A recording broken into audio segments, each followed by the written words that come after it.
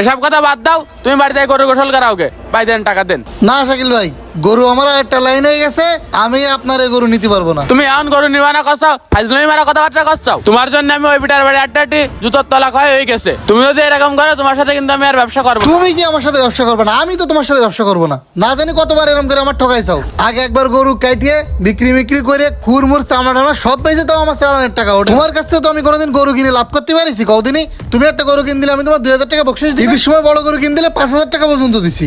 তুমি এরকম একটা কাজ কি করে করলে আমার সাথে?